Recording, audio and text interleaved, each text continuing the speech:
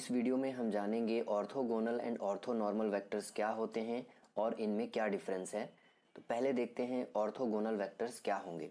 तो दो वेक्टर्स को हम ऑर्थोगोनल वेक्टर्स कहेंगे अगर उनके बीच का एंगल 90 डिग्री है।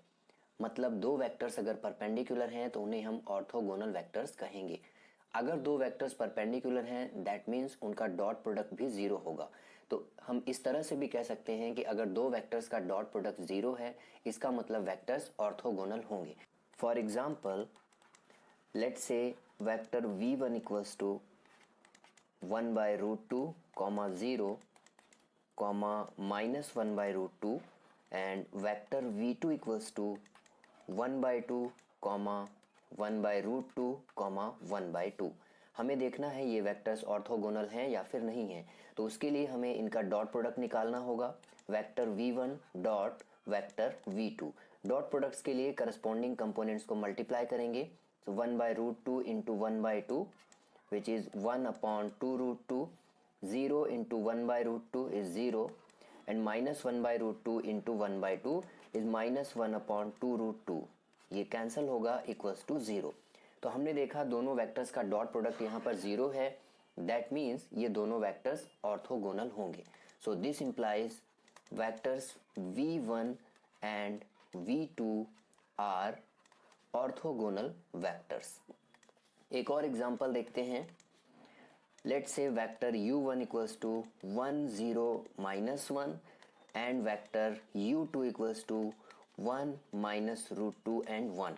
यहाँ पर भी अगर हम डॉट प्रोडक्ट निकालेंगे तो ये डॉट प्रोडक्ट आएगा 0। करस्पॉन्डिंग कंपोनेंट्स को मल्टीप्लाई कर लेते हैं। 1 into 1 is 1 and 0 into -√2 is 0 -1 into 1 is -1।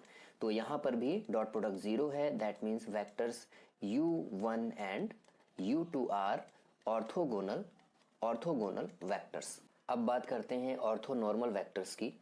Orthonormal vectors के लिए दो कंडीशंस होंगी।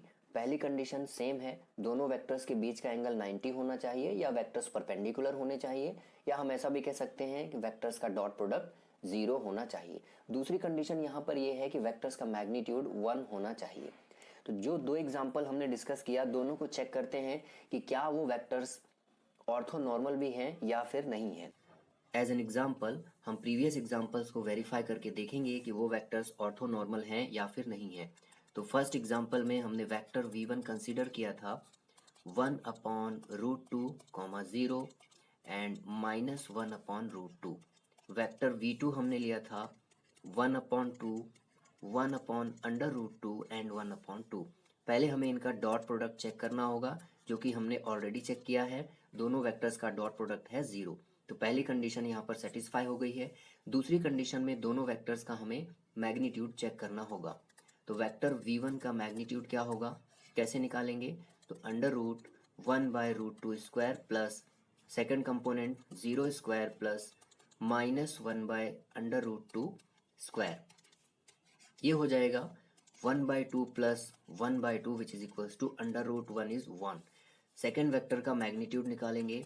Magnitude of vector v2 √1/2 square plus 1/√2 square plus 1/√2 square, और ये हो जाएगा 1/4 plus 1/2 plus 1/4 which is equals to 1। तो यहाँ पर हमने देखा दोनों वेक्टर्स का डॉट प्रोडक्ट भी 0 है और दोनों वेक्टर्स का मैग्नीट्यूड भी 1 है। तो यहाँ से हम कह सकते हैं vector v1 and vector v2 are orthonormal vectors.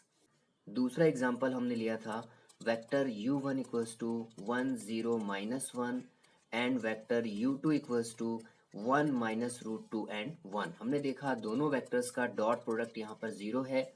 हमें मैग्नीट्यूड निकालना होगा। तो वेक्टर u1 का मैग्नीट्यूड होगा 1 square plus 0 square plus -1 square is equals to √2। Second vector का मैग्नीट्यूड निकालेंगे और ये होगा 1 square plus -√2 square plus 1 square, तो ये आ जाएगा 2। तो यहाँ पर हमने देखा कि दोनों वेक्टर्स का डॉट प्रोडक्ट तो 0 है लेकिन इनका मैग्नीट्यूड 1 के इक्वल नहीं है। तो यहाँ पर हम कह सकते हैं vectors u1 and vector u2 are not orthonormal vectors. तो ये हमने देखा कि ऑर्थोगोनल एंड ऑर्थोनॉर्मल वेक्टर्स क्या होते हैं और उनमें क्या डिफरेंस है। तो यहाँ से हमारा कंक्लूजन होगा कि अगर वेक्टर्स ऑर्थोगोनल हैं तो इसका मतलब ये ज़रूरी नहीं है कि वो ऑर्थोनॉर्मल होंगे, लेकिन अगर वेक्टर्स ऑर्थोनॉर्मल हैं देन वो 100% ऑर्थोगोनल होंगे।